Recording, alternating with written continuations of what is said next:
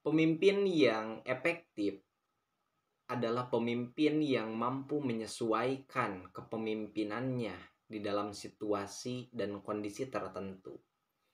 Seorang pemimpin itu tidak bisa memaksakan kehendaknya, seperti yang disampaikan di dalam buku Manifesto Wacana Kiri, bahwasanya memaksakan segala sesuatu atas dasar kehendak dan kekuasaan adalah hal yang salah.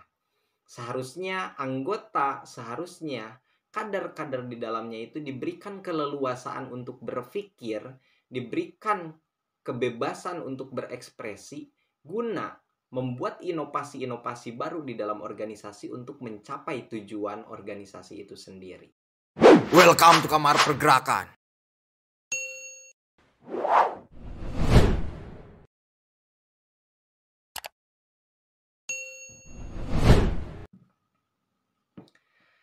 Assalamualaikum warahmatullahi wabarakatuh. Kembali lagi di channel Kamar Pergerakan, yang mana di video sebelumnya kita sudah membahas mengenai manajemen organisasi. Nah, di dalam manajemen organisasi itu kemarin sudah dibahas mengenai indikator-indikator bagaimana manajemen organisasi itu bisa diterapkan di dalam sebuah organisasi. Begitupun organisasi itu harus menerapkan manajemen di dalamnya supaya organisasi itu berjalan dengan baik. Nah, di dalam organisasi kemarin itu ada beberapa komponen yang harus ada di dalam organisasi. Salah satunya yaitu harus adanya sumber daya manusia, kemudian harus adanya kerjasama, kemudian harus adanya tujuan. Nah, daripada ketiga aspek tersebut, ketika berbicara sumber daya manusianya sudah ada, kemudian berbicara mengenai kerjasama itu sudah terbangun di dalamnya, kemudian tujuannya juga itu sudah jelas di dalam organisasi tersebut, maka harus ada kepemimpinan yang mampu, ataupun harus ada pemimpin yang memiliki jiwa kepemimpinan yang kuat ataupun yang baik untuk bisa mengkoordinir daripada kerjasama yang baik tersebut untuk mencapai tujuan yang jelas, khususnya untuk organisasi, begitupun kader-kader di dalamnya. Nah, pada kesempatan kali ini saya akan membahas mengenai kepemimpinan. Apa sih sebetulnya kepemimpinan itu? Ketika kita melihat secara sekilas, ketika berbicara kepemimpinan, apa sih yang terbesit pertama kali dalam benak sahabat-sahabat sekalian ketika berbicara mengenai ataupun ketika mendengar mengenai kepemimpinan? Nah, oke, kita akan langsung saja bahas kepada definisi terlebih dahulu, karena kepemimpinan itu diambil daripada kata pemimpin.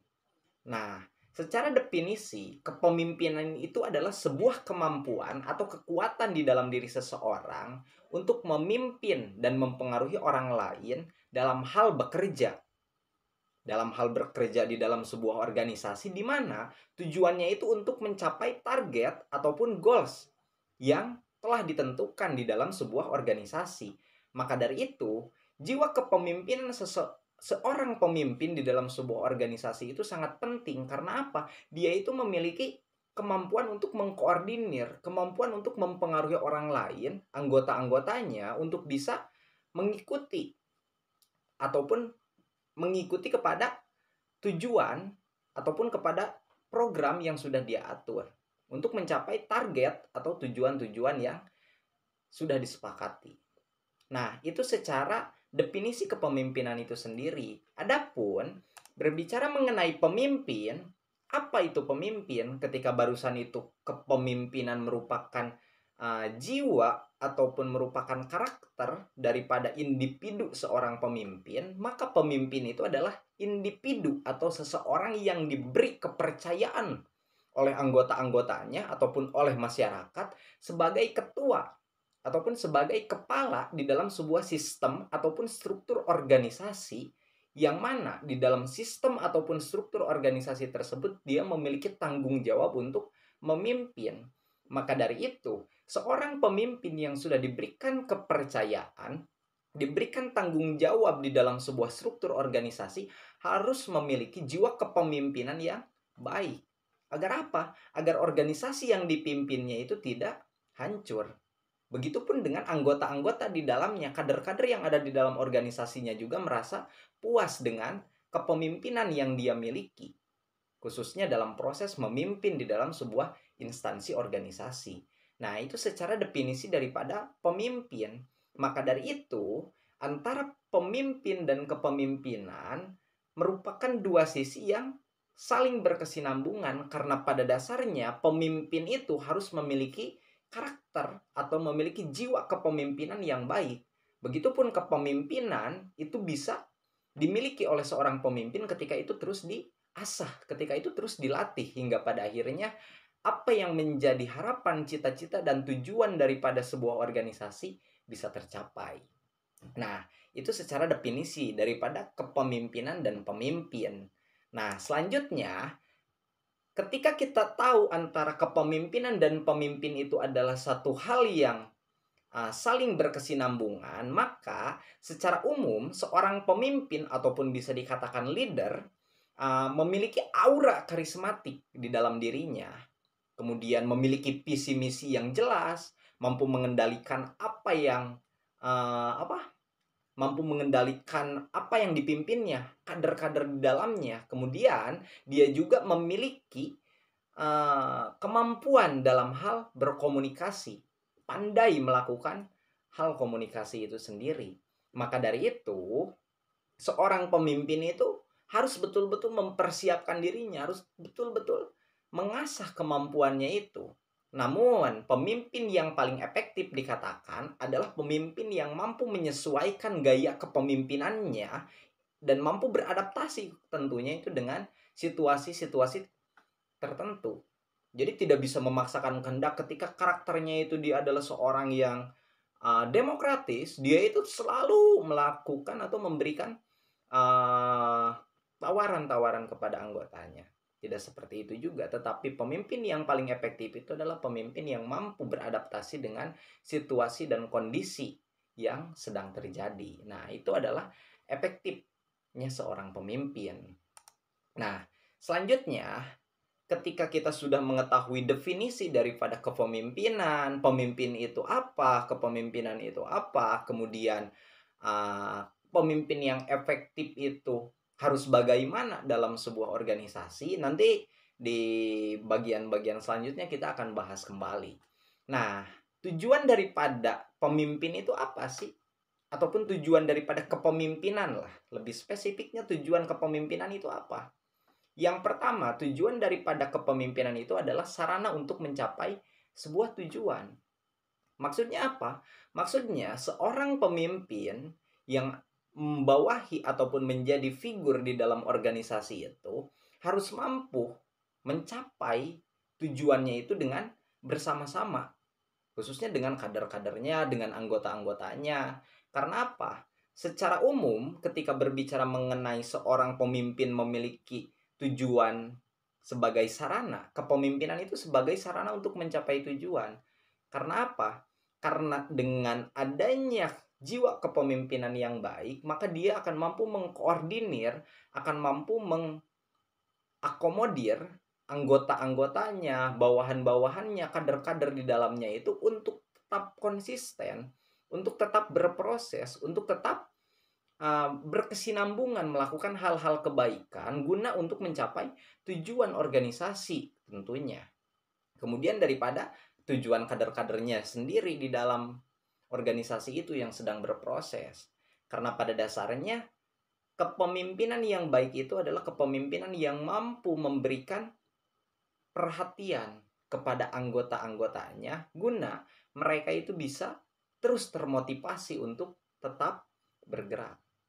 Nah, yang kedua, tujuan daripada kepemimpinan itu adalah untuk memotivasi orang lain ataupun untuk memotivasi kader-kadernya, anggota-anggotanya di dalam organisasi tersebut. Kenapa seperti itu? Karena tujuan daripada kepemimpinan ini adalah untuk membantu orang lain menjadi termotivasi, mempertahankan serta meningkatkan motivasi di dalam diri mereka. Dengan kata lain, memimpin yang baik ataupun pemimpin yang baik adalah pemimpin yang mampu memotivasi anggota-anggotanya itu untuk mencapai tujuan yang mereka inginkan, guna untuk menunjang kepada tujuan organisasi itu sendiri. Nah, itu dasarnya. Hingga pada akhirnya proses daripada tujuan kepemimpinan itu yang pertama tadi itu sebagai sarana untuk mencapai tujuan, yang kedua itu sebagai sarana untuk memotivasi orang lain supaya mereka itu bisa tetap konsisten dalam prosesnya. Nah, pada dasarnya ketika kita sudah mengetahui tujuan daripada kepemimpinan, kita harus tahu fungsi. Apa sih fungsi kepemimpinan itu? Yang saya pahami ataupun yang saya sering lihat secara realita, secara pengalaman saya sendiri, biasanya ada dua aspek penting bagi seorang pemimpin ataupun fungsi daripada kepemimpinan itu ada dua aspek. Ada dua aspek yaitu fungsi administratif dan yang kedua itu adalah fungsi sebagai top manajemen. Maksud daripada fungsi administratif yaitu adalah pengadaan formula kebijakan administrasi di dalam suatu organisasi dan menyediakan segala fasilitasnya. Itu sebagai fungsi administratif. Yang mana seorang pemimpin itu harus mampu menciptakan suasana yang harmonis khususnya dalam hal kebijakan yang dikeluarkannya. Jangan sampai kebijakan yang dikeluarkan itu menimbulkan konflik yang tidak disepakati oleh anggota-anggotanya. Itu secara fungsi yang pertama. Kemudian fungsi yang kedua sebagai top manajemen. Fungsi top manajemen ini adalah fungsi pemimpin dalam proses aktivitas pembuatan perencanaan, pengorganisasian, kemudian pelaksanaan, kemudian directing, hingga pada akhirnya controlling. Dalam arti yang kemarin, manajemen. Seorang pemimpin itu sebagai top manajemen harus mampu membuat rencana yang baik, pengorganisasian yang jelas, pelaksanaan yang terarah, hingga pada akhirnya orientasi daripada pelaksanaan tersebut itu harus dikontrol atau diawasi. Nah, itu dua aspek seorang pemimpin yang memiliki jiwa kepemimpinan yang baik di dalam sebuah organisasi. Nah, selanjutnya, seorang pemimpin di dalam sebuah organisasi ataupun komunitas harus memiliki skill-skill tertentu di dalamnya. Nah, salah satu skill yang harus dimiliki oleh seorang pemimpin di dalam sebuah organisasi yaitu harus menginspirasi dan memberikan motivasi. Karena apa? Karena dengan adanya motivasi yang diberikan kepada para anggota, kepada para kader di dalam sebuah organisasi, maka niscaya kader-kader di dalamnya itu akan merasa nyaman, akan merasa terus termotivasi ataupun terus konsisten di dalam proses untuk mencapai tujuan di dalam organisasi.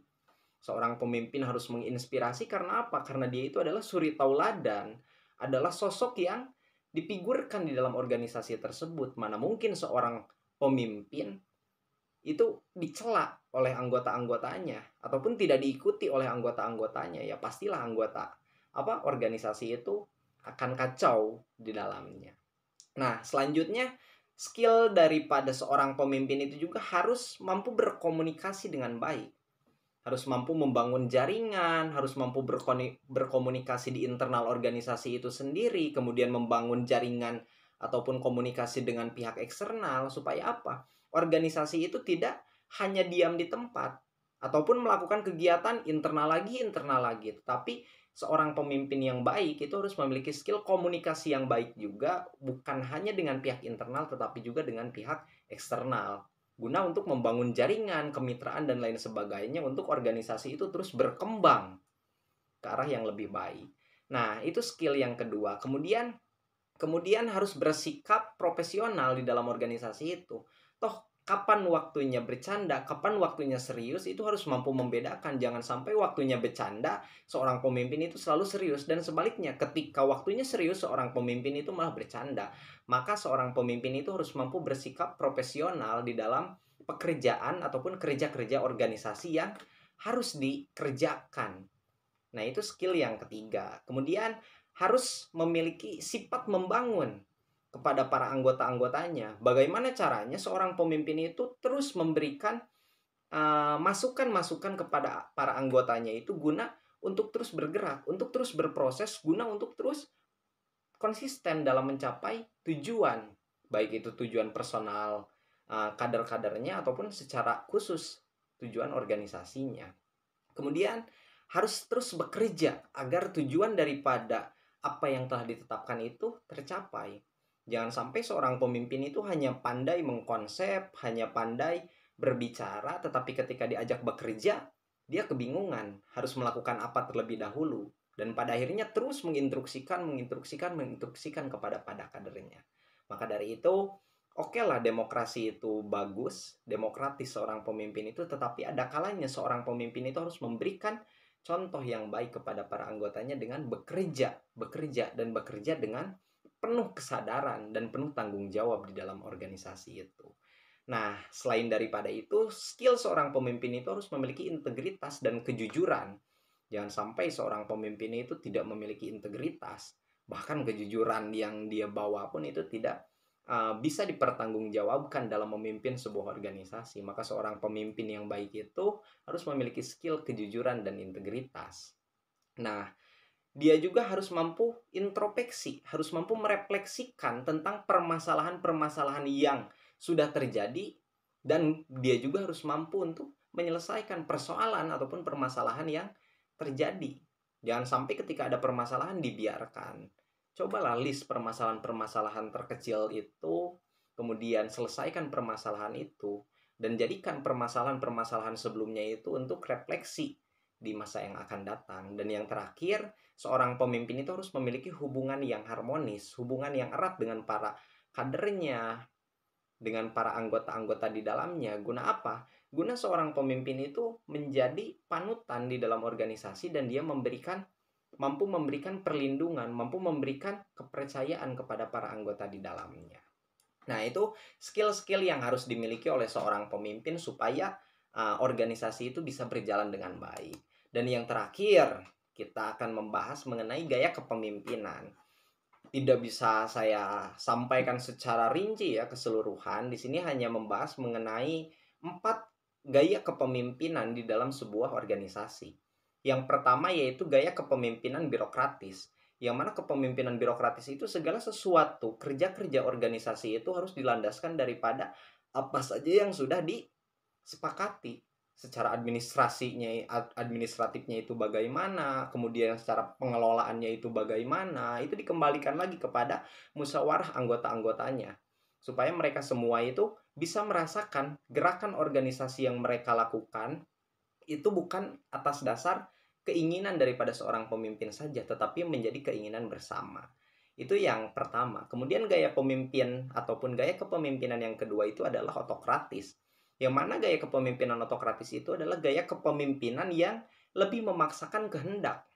Ketika dia itu menginginkan kegiatan A, ya bagaimana caranya anggota-anggotanya itu harus melakukan A. Jadi instruksi seorang pemimpin itu bisa dikatakan mutlak, yang pada akhirnya ya mau tidak mau anggota-anggota di dalam organisasi tersebut itu harus mengikuti keinginan daripada pemimpin itu sendiri.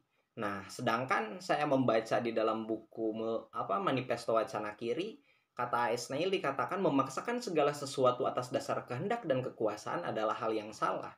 Seharusnya biarkan anggota-anggota di dalam organisasi itu berpikir, membuat rancangan inovasi hingga pada akhirnya mereka dengan musyawarah yang dilakukan bisa melakukan itu secara bersama-sama di dalam sebuah organisasi.